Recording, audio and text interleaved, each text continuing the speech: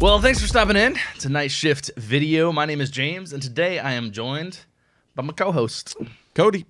And we've got a little bit of a different kind of episode for you today. We're doing a little counter talk here, a little shop talk. If you will.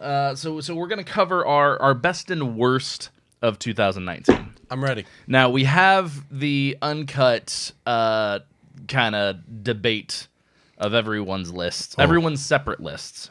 And then I did like a weighted vote of everybody's lists to come up with like a master list. Yeah. And if you've been following us on Instagram, you've probably seen a couple of them. But here we go. And we're going to start off with the baddies this time. Baddies. So I'm going to do a shameless plug. Sure. If you haven't listened to that live episode, I was on the show. And so most people who don't host a podcast, most of the time think like, oh, well, of course you're going to listen to your own show. And then a lot of times it's just like, well, no, I was there.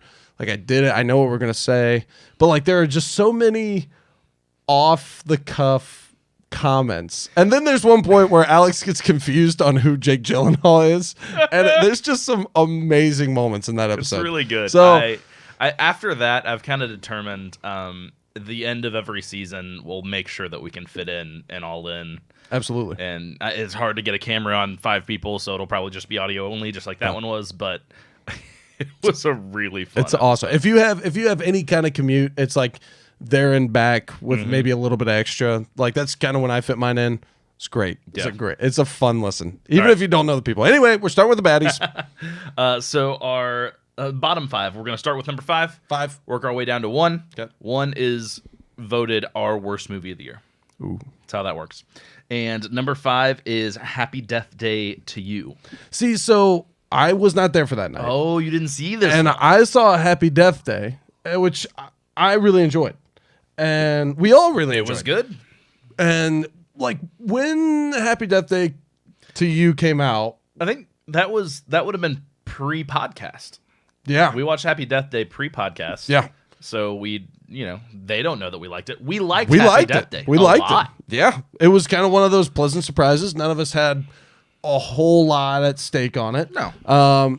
And so we watched the trailer for Happy Death Day to You, and all of us were, I wouldn't say concerned, but just meh. We had our reservations. And so when I heard the such negative feedback, I was floored because it's like, how could you mess this up so bad? But yeah, I wish that I could say that I felt meh about Happy Death Day 2. It's bad. Yeah. It's just flat out bad. There's this really awkward sci-fi plot they try to like force feed into it. Oh, that's no good. And because it's still like PG-13, it's just has this feeling more of like a Nickelodeon original than like a horror movie. I don't know. I don't know why it was made. Like almost like a CW teen drama horror. That's a good way to put it. Ooh, Pretty Little Liars. It Not trying to throw shade outside of our genre here, but very awkwardly reminded me of that old Nickelodeon movie Clock Stoppers. Oh, you remember that one? You remember that one? Do. Like early 2000s? That's embarrassing. I do. Yeah, that's what that movie reminded me of. So not good. Number 4 on our bottom 5 is a Velvet Buzzsaw. So this was really high on my list. Yeah, it was. I did not care for this movie at all, and I feel like I there are nights when I feel like I'm the one asking for kind of the more obscure, right? Sure. I love movies with subtitles. I love like we'll get into these really weird like Asian horror movies, and like there are nights where I'm just feeling something, and I thought. Maybe it was because I had it built so much up in my mind. I was ready for this art, the horror. Oh, it was awful. I'll never forget the monkey scene. I felt like I was watching Jumanji again. The monkey scene was weird. It was awful. It was so strange. So it's just it's bad. It's a bad movie. Yep. Number 3 coming in. This was the debatable one. Child's Play. It's not debatable. Child's Play 2019. People are still like defending it I know. in the comments of our Instagram I know. Post. I looked at that the other day and I was like, how can you defend? Somebody said that they fell in love with the doll. It's like, yes, that's the problem.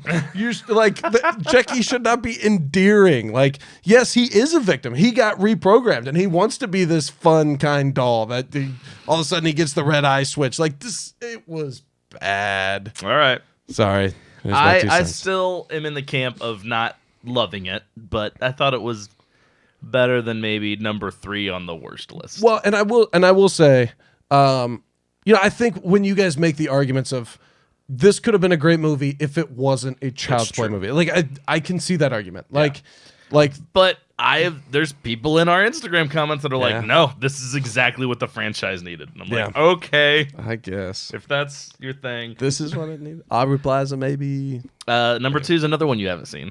Oh, Pet Sematary. Oh, yeah, and I didn't mean to not see it on opening weekend. You guys saw it out of town. Yeah, we were all out of town. And it was kind of one of those, you got word back fast enough because I really love the original. And like I don't need another one. I was actually I was one of the first in our crew to like find that and send it out to people because the trailer was bitchin'. The trailer was awesome. The weird drum cadence, and you see grizzled John Lithgow, and you see these weird kids in these masks.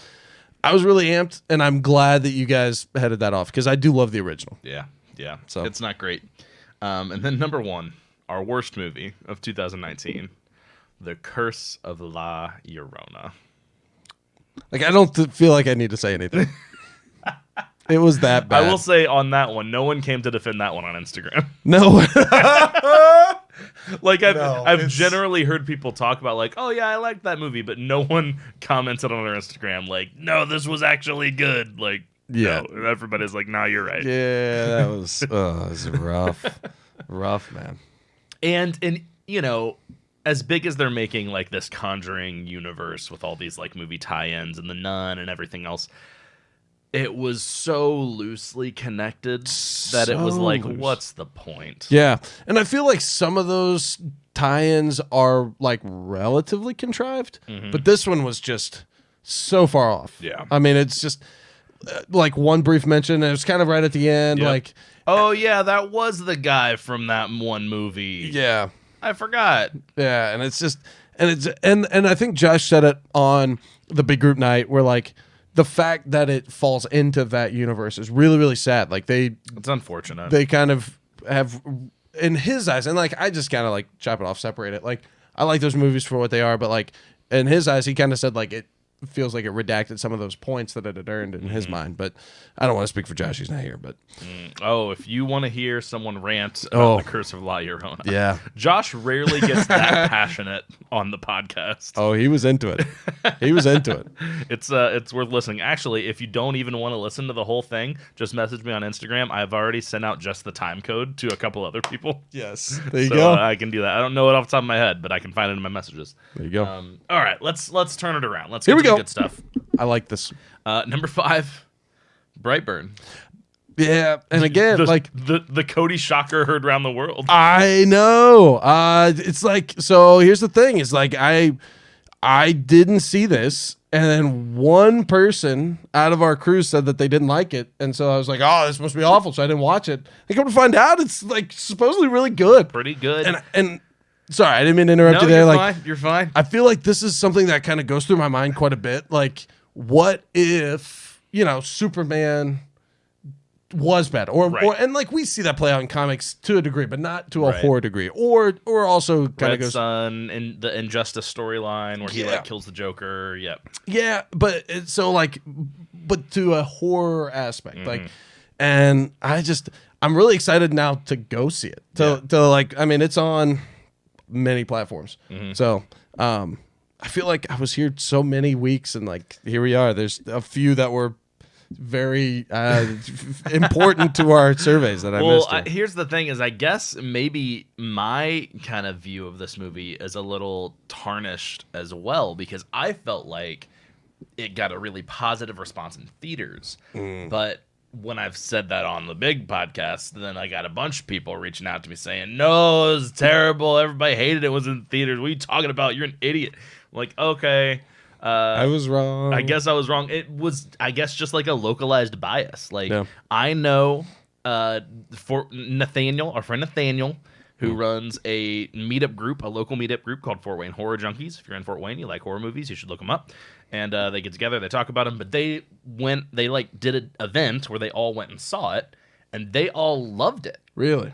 And that's kind of what made me say, like, oh, maybe it is worth our time. Yeah. And so I watched it. I was like, yeah, I mean, I didn't love it, but I liked it enough. It seemed like Danny really loved it. I liked it more than Child's Play. Oh, that's... I like washing dishes more than Child's Play. No, that's too much. That's too far. You know what I wanted to bring up in the big group, and I just never did? Like, of everyone that really hated Child's Play, I would like to know how many of you ever liked Child's Play at all. Yeah. So that's a great question. Yeah. Because I know that you've never been a big fan. I've never been a big fan, and I actually kind of get sucked into the more contrived ones, like the later ones. Yeah. The first one's good. Like, you got to start somewhere. Mm-hmm. Then it gets like Child's Play 2.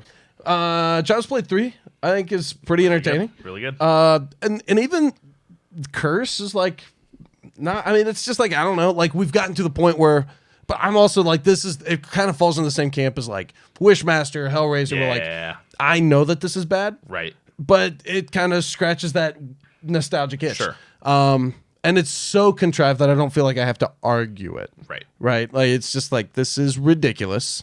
And so we're going to take it for what it is. Yeah. It's not I don't like it. It would never fall in my quote unquote origin story, horror movie origin story. So like, yeah, I would be very interested to know like who is passionately arguing this. And now I don't know for sure, but Danny was really against the new one. And I think he actually likes the old ones. I think you're right. Because he got real upset about the fact that there wasn't any like mystical voodoo curse thing. He didn't like that. Wasn't the spirit of... Yeah. I don't know. Where are we? We're at number 4. 10? Haunt. Oh, it's good. It's kind of that classic, hey, this is a freak show that's going too far maybe, but it's just the imagery is good. I think the approach is really good, especially what was the other Fright Fest? No, Fear Hellfest. Hellfest was the most similar movie that we've seen to this. Yeah, we watched this movie called Hellfest. Was not good. No. And so when we picked Haunt, like we had watched the trailer, but it was like it's in the same kind of category. The only thing pushing us is it was set around Halloween. It was released around Halloween, and it was from the guys who wrote A Quiet Place. Yeah. So, and I think we were all surprised. I mean, just pleasantly surprised. Quality movie. Like I think I said that night more than once that I felt that movie was better than it had any business being. Yeah, absolutely. Yep. Number 3, this is a good one for you. I Trapped the Devil. Oh, this one, and like this is all gonna boil down to the ending, which I think is a feather in its cap, right? Like you might walk away hating this ending, but don't forget about the other hour and 35 minutes. Like, right. I felt like all of us left kind of splintered, but through most of the movie, we were all hooked. Like we were in it, we were engaged, and like it does this almost suffocating storyline of you are trapped in this house, and you are trapped in this reality, which may not be a reality. Right. Also has a couple of our like familiar stars of Ty West movies. It was kind of nice to see those guys resurface. And just it felt like you got sucked into this reality, and I felt like the movie in general kind of felt like a Ty West film. Yeah, I don't very know if much that was purposeful or what, but I would say the ending is divisive, right? And it like almost tried to be kind of a Christmassy movie, like they're like Christmas lights, and like at one point there's like this weird like minor key Christmas song, right? It was this weird thing where like I never really could tell if they were trying to set it at Christmas or if the fact that he had Christmas decorations up maybe in like March, sure, or absolutely. February. Didn't really think about that. Yeah, because I thought of that too. Like, oh, maybe this is supposed to be in like February, and they're like, why the fuck you still got the Christmas tree up, dude? Like, because the box is down in the basement with the devil. How you gonna put that thing away? The box. Took me a second to put that one together. There you go. That's you all didn't right. tell. If you're watching this, That's all right. you can see it in real time in my face. Oh, The box to the Christmas tree. It's in the basement with the devil. with the devil. Can't get it out. Can't get it out. But I feel like, again, that's like this Yeah. ending. Like, don't. However you feel about the ending, that's your opinion. That's fine. I'm not going to argue with you. But like, Right. there's some really good movie here. Yeah. So. Yeah. Number 2, Midsummer. Oh my goodness. You go first. I think that in general, Cody and I specifically have made it known that walking out of Midsummer was not a great experience. No. For either of us. There's some movies you walk out and you're like slapping hands. You're like, yeah, it's a great movie. And this was just like 2,000-yard stare. Like, I need a beer. We need to talk. Yes. We literally, the 3 out of 4 of us were like, hey, what's everybody doing? And 3 of us were like, nothing. And we're like, let's go to the bar. Let's go drink. We gotta drink and talk about Gotta this. decompress. But again, this is one of those movies where like you have to look at something other than and like Alex was legitimately entertained through this movie. Oh yeah. For me, it fell on my list because of the impact it had. Like Absolutely. that wrecked feeling afterwards. Like I saw something that I can't unsee. I've witnessed something that I can't unwitness. And like that, and I feel like for me, I am an easy separator of fact and fiction. Like I can watch movies, not get affected. I don't feel like this is real life. My wife, the opposite. Like she watches a Jason Bourne movie and she feels like she is Jason Bourne or something. Like she talks to the TV, she gets real worked up. This one, it got me. Yeah. I was sucked in. Yeah, and seeing it in a theater with a bunch of other strangers was a very surreal experience. Yeah. And one that I don't know if I'll ever be able to have again. Yeah. Which is interesting to think about. Yep. So our number 1 of the year was really obvious to all of us. Stop it. It's us. It's us. Oh. So it's just, it's funny. So one of the guys that we kind of regularly go back and forth with on Instagram is Lo-Fi Horror Guy. And just on he was kind of doing over the last few days like a decade or a year, like what horror movie came out the best this year. And I didn't realize that like I think it was Get Out. It was another Jordan Peele movie, and like another movie came out, and like it's like Get Out is good. It's I just recently watched it, though. It's less horror-ish. Oh, absolutely. Us is straight horror, Well, and it is you know the story straight about that, gold. right? Oh yeah, It was like his nightmare. Well, no. There was Okay. like Get Out. I can't remember what the full story was. Get Out like didn't get nominated for best horror movie or something that year because they said it's not a horror movie or something like that. Okay. And then like everybody was like, "Oh, well, Us isn't gonna be a horror movie because Get Out's not a horror movie according to the Academy." And blah, blah, blah. And like Jordan Peele just tweeted, "Us is a horror movie." It's happening. My goodness. And like again, like this is kind of one of those, like we even say it in our big group, like there's very little to say about it. Like if you haven't seen it, the only thing I could say is you have to. Yeah. You have to. The imagery, like I'll mess up her name, Lupita Nyong'o. Close. I was close. Yep. Like still just her as the red character. So good. Is, and like I've seen these cuts, so they have these like blooper cuts or like back camera cuts of where she just like once she was in that character, she just stayed until they were done shooting for that day. And so she's Creepy like having as like hell. off camera conversations, or like Jordan Peele comes in and he's telling her like kind of the movements that he wants and stuff, and it is terrifying. Yeah. Like I don't know that I could have been just a character on the set. Like get this crazy person out of here. She's just like, Oh gosh. okay. It's, yeah, let's do it again. and I feel like so I've heard Jordan Peele talk about this. Like this story is like based out of one of his nightmares. Right. Of just like how awful would this be? And like it's kind of the classic, like, what if my evil twin exists out somewhere? Yeah, like, yeah. and like, but it's a nice twist. Like, sometimes you get a movie where it's like, oh, okay, that's the twist I expected. Like, oh, there's an evil twin out there. And this is just, there are adaptations to tropes that are really good. I feel like even the almost, what's the word? Like, I don't want to say characterization, but like the personalities they develops outside of our main cast even are really, really rich. To where there's like a lot of times you can't have development on those outside characters, and see some the yin and yang of the Tethered's personality compared to their normal personality. Absolutely, super interesting. Oh my gosh. Yep.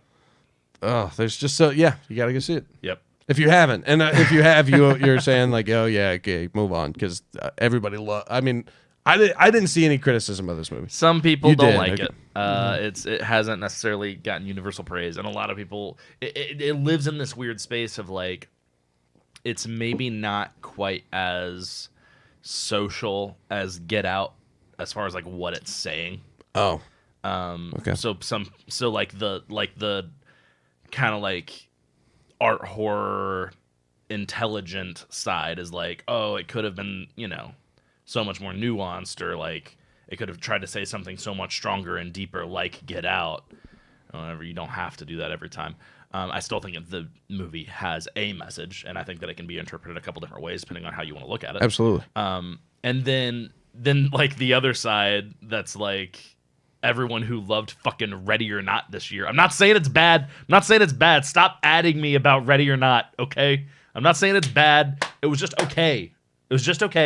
And you should be okay with my opinion that it's just okay. Because then that audience, or just like your typical kind of slasher, your Jason Voorhees type fan audience is like, oh, there's not enough horror in Us. Yeah. And so like it lives in this weird space where like it's definitely a horror movie, but a lot of like intellectuals or like people who would typically, like my wife really, really enjoyed it, but she doesn't really watch horror movies, but she will watch like a good like suspense drama thriller. But like this is like just on the edge enough that like she's not gonna watch it all the time. Yeah, no, my wife would not watch this again. She would not watch this. But that's interesting. I feel like, I would like, and I would rather them not start these conversations with me on social media. But like, I'd be interested to know, like, that's why Cody doesn't run the night shift videos. Yeah, it's media. Like, what? I don't know. And find that movie that really dives you back into your horror realm, right? Like, what is your origin horror movie? Like, that's what we call it here. If you've never heard that term before, like, what got you into the horror genre? Mm-hmm. Mine has very few kills and says really nothing, and it's Halloween. Nope.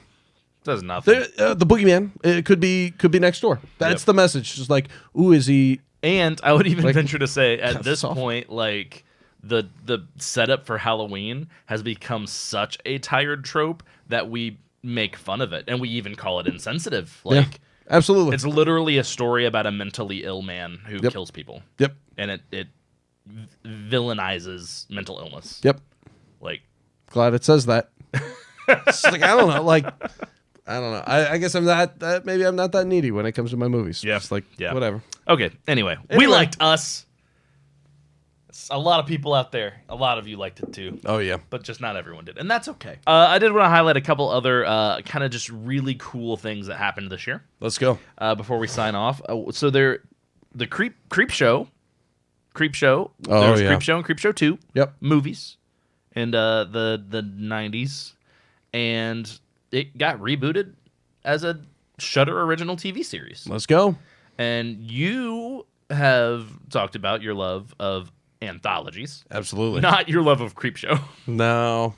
But I would put forth, I think you would really enjoy the Shudder TV series. Let's go. It definitely, like, it has a little bit of that Tales from the Crypt kind of cheeseballness to it. Sure. But not quite as much as, like, the first movie. Yeah. And so I think that you'd really enjoy it. I think it's really cool that it happened. I think it's really cool it's getting renewed for another season. Like, absolutely. It's a cool thing. It's a really cool thing that happened and is continuing to happen. Yep. I saw Dr. Sleep, which shocked me at how good it was. If you haven't seen Doctor Sleep and you're a fan of The Shining, I highly suggest seeing it. I went in not really knowing if Mike Flanagan was making a sequel to The Shining the book, or a sequel to The Shining the movie, or a sequel, or not even a sequel, but a true adaptation of the novel, Doctor Sleep. And somehow he manages to kind of do all three of those things without it ever feeling forced or bad. Beautiful. Beautiful. I love it. Which is why Mike Flanagan is like on my top tier list right now. Like, I don't know what the hell that guy has going on, but I'm really excited for more of it. Because, God, I don't know how you can take something as contrived as The Shining book, which was very different from The Shining film, Kubrick's film. Oh, yeah. And Stephen King even let it be known many, many times he did not like Kubrick's interpretation. Yeah. And yet Kubrick's interpretation is so iconic to most moviegoers compared to the book. But obviously then the book is so iconic if you're a hardcore Stephen King literature fan. And like, I don't know how he was able to make this. And I haven't talked to a ton of people about it, but I haven't heard really anything bad about Dr. Sleep. Yeah. And so, like, I just can't believe that you were able to take this two things of fan bases that don't really see eye to eye about the original subject matter, and then you were able to make the sequel to that thing, and everybody seems to be pretty okay with it. Yeah. Like, that's impressive. Absolutely. Yeah, and I will say, good gracious, it took a second for those words. I will say that I haven't heard a lot about it. But yeah, everything I've heard has been generally positive. Yep. So. One more huge thing that happened this year. We had 2 Halloween movies announced. I am so nervous. Like, hey man, like we've had a couple people call in, and like my famous question of like, what would you ask? And people are like, hey, Halloween. It's like, hey, that's a bold move. I get it. It's kind of my starting point. Yeah. But I get it. Like it has gone it has been everything. It has worn every mask, quote unquote. And it's just, I get it. And so especially the Halloween 5 mask. And I will say, like, the 2018 was entertaining. Sure. I thought it was good. It had some great parts. Mm-hmm. You know, where in the hierarchy, I would say it's closer to the top than the bottom, but I'd agree. I feel like there's a lot that just kind of sits in the middle low, so it's I don't know how much it's saying. So we'll see. I'm kind of in this we'll see part, and I'll probably just say like one might be good, one might be awful. They both might just be like it's time to retire. It's time to kill this. The thing that worries me the most is the closest we've ever been to this exact same situation before with the same franchise was coming off of H2O. Yeah. At the time, most of us were like, yeah, H2O was good. Good. Like, compared to, you know, the other movies in the series, bringing Jamie Lee Curtis back, like, this was all a really, really good thing. Yep. And then Resurrection happened. So bad. So bad. So we've kind of done this song and dance before. Yep. So I'm really interested to see what happens with even just the one that we get this year. Yeah. Yep. And I will say I'm pissed at the whole production because after 2018 came out, I was so adamant, like, you know what?